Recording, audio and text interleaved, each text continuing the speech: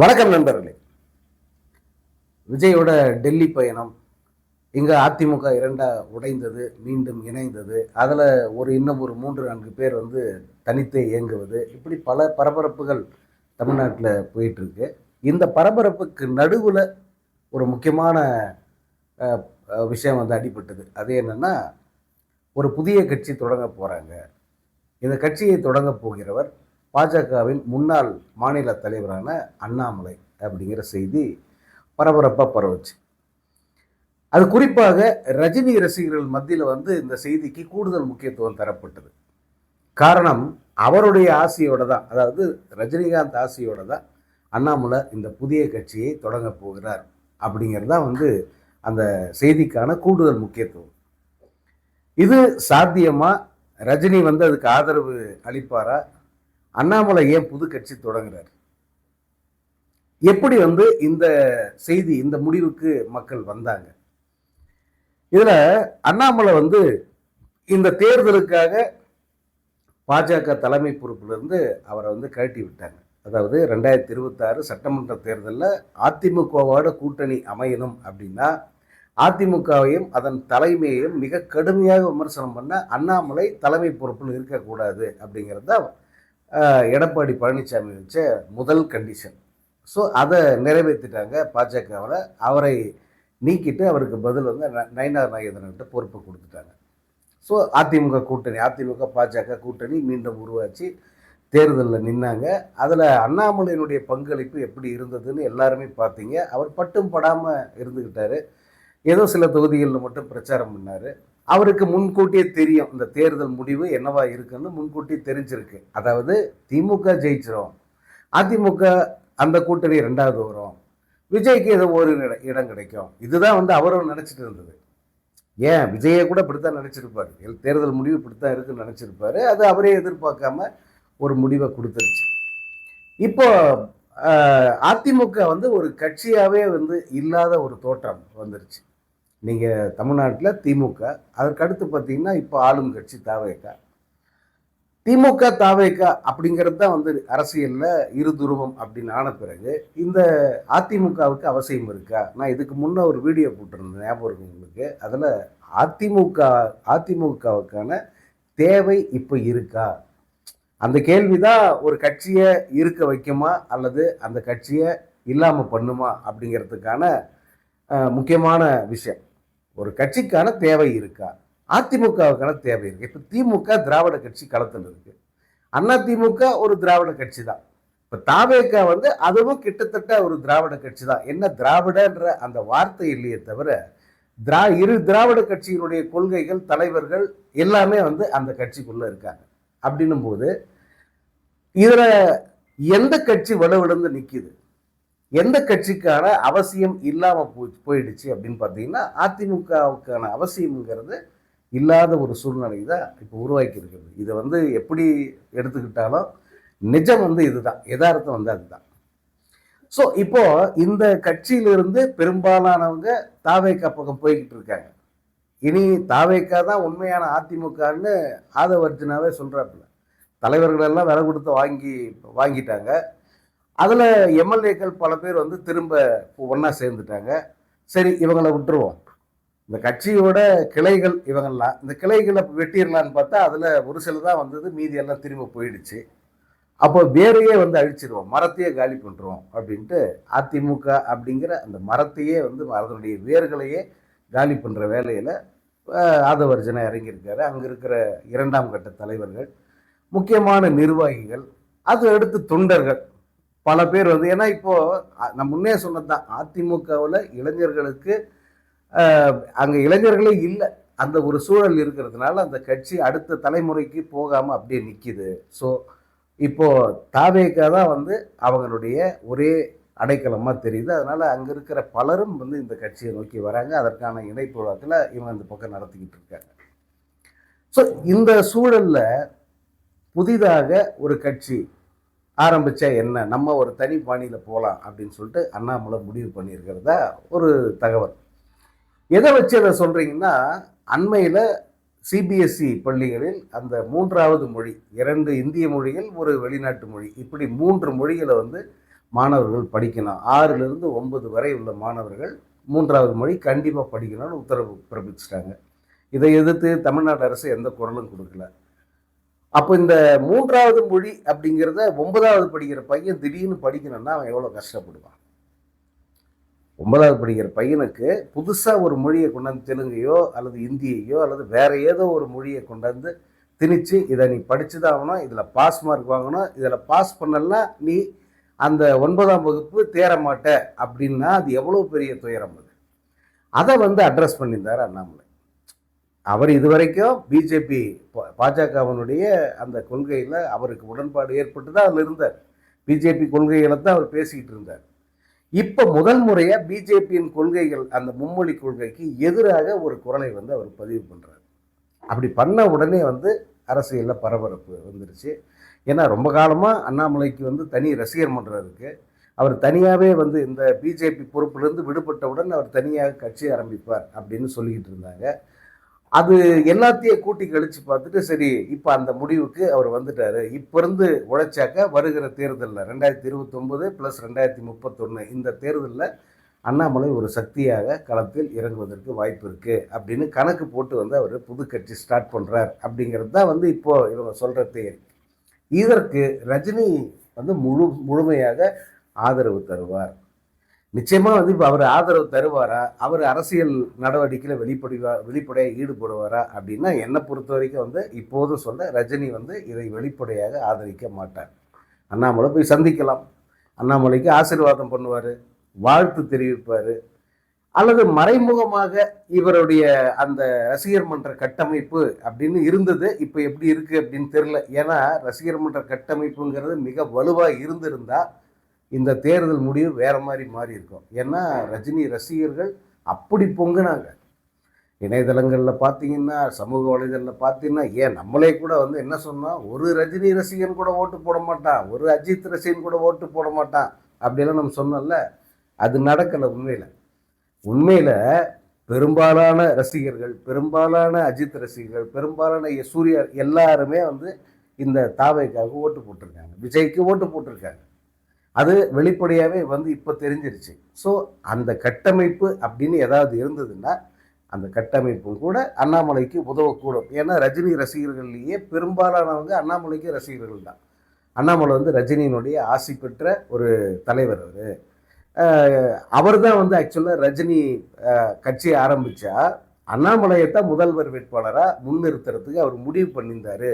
அப்படின்ற ஒரு முடிவுக்கு வந்துட்டவங்க தான் பெரும்பாலான ரஜினி ரசிகர்கள். அதனால் அவங்க சப்போர்ட் பண்ண மாட்டாங்க அப்படின்னு சொல்ல முடியாது. நிச்சயமாக அவங்க முழுமையாக சப்போர்ட் பண்ணுவாங்க. அண்ணாமலை இன்னொன்று, அண்ணாமலையோட வயது, அவரது அந்த எதிர்காலம், அப்புறம் அடுத்து அவர் முன்னெடுக்க போகிற அரசியல் எப்படி இருக்கும். ஏன்னா அண்ணாமலை பேசியதுலேருந்து சிலதெல்லாம் இப்போ நம்மளால் கவனிக்க முடியுது. என்னென்னா அவர் தீவிரமான வலதுசாரி சிந்தனை இது பாஜக. ஆனால் தமிழ்நாட்டை பொறுத்த வரைக்கும் தீவிரமான வலதுசாரி சிந்தனையே எடுப்படாது. அதை தான் சங்கின்வாங்க.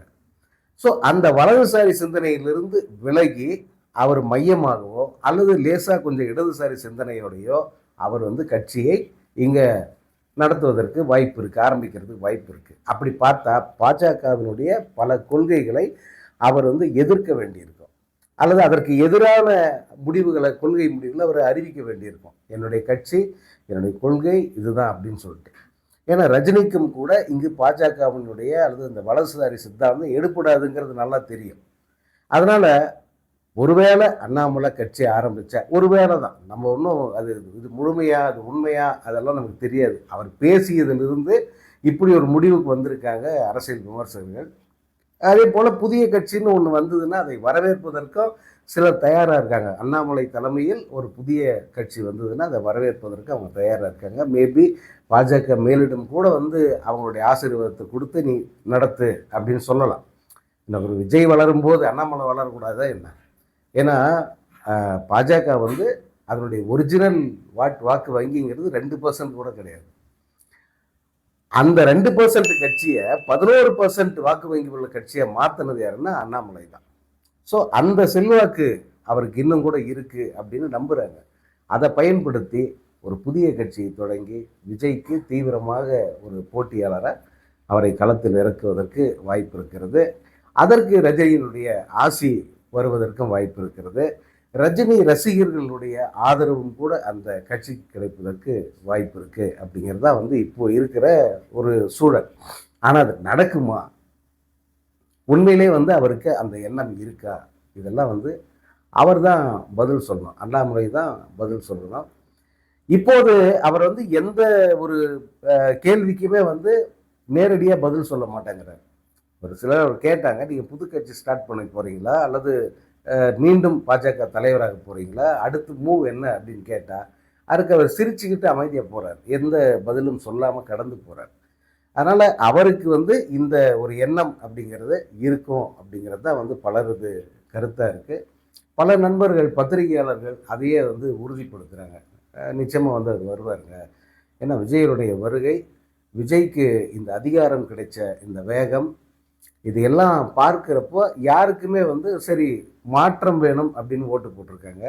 ஆனால் இந்த ஆட்சி வந்த வேகத்தில் மிகப்பெரிய ஏமாற்றத்தை கொடுத்துருக்கு. மக்கள் வந்து உண்மையில திணறி போயிருக்காங்க.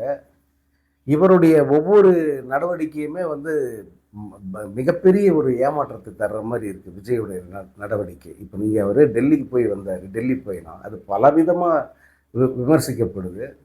முழுமையான ஒரு தோல்வியை சந்திச்சாரு விஜய் டெல்லியில அப்படின்னு சொல்றாங்க. ஏன்னா பிரதமரோட அவருடைய சந்திப்பு 10 நிமிடம் தான், 10 நிமிடம். இந்த 10 நிமிஷத்துல என்ன நடந்திருக்கும்? போயிட்டு பொன்னாடை போத்திட்டு ஒரு வணக்கம் தெரிவிச்சுட்டு பொன்னாடை போத்திட்டு எப்படி இருக்கீங்க நலமான்னு கேட்டு அவர் பதிலுக்கு வாழ்த்து சொல்லியிருப்பாரு. அதற்கு அடுத்து மீண்டும் வந்து கோரிக்கை மனுவை கொடுத்துருப்பாரு. அப்புறம் கூட சேர்ந்து ஃபோட்டோ எடுத்திருப்பாங்க. மீண்டும் வந்து ஒரு நினைவு பரிசு கொடுத்துட்டு வெளியே வந்திருப்பாங்க. இதற்கு 10 நிமிஷம் சரியாக போயிடும். ஸோ விஜயின் சந்திப்பு, பிரதமர் மோடியுடையான விஜயின் சந்திப்பு இவ்வளோ தான் இருந்திருக்கு. அவர் வந்து எதை பற்றியும் வந்து அங்கே பேசலை. கோரிக்கை மனுவை கொடுத்துட்டாரு. அந்த மனுவில் வந்து என்னென்ன கோரிக்கை அப்படிங்கிறது இருக்குது. மேகதாது இல்லது இன்னும் எல்லாம் இருக்கும். ஆனால் பேசும் அளவுக்கு அங்கே அந்யோன்யமாக இல்லை அப்படின்னு சொல்கிறாங்க. அதே போல் அமித்ஷா சந்திப்பதற்காக இவர்கள் நேரம் கேட்டாங்களா இல்லையான்னு தெரியல. அதே போல் அவங்க நேரம் ஒதுக்குனாங்களா இல்லையான்னு தெரியல. ஆனால் அமித்ஷாவை அவர் சந்திக்கலை. மத்திய நிதியமைச்சரை மட்டும் அவங்க வந்து சந்தித்தாங்க. அதே போல் அங்கே இருக்கிற கூட்டணி கட்சி தலைவர், காங்கிரஸ் கட்சி தலைவர் அல்லது சோனியா காந்தி, மூத்த தலைவர் சோனியா காந்தி, இவங்க யாரையுமே வந்து அவர் பார்க்கல.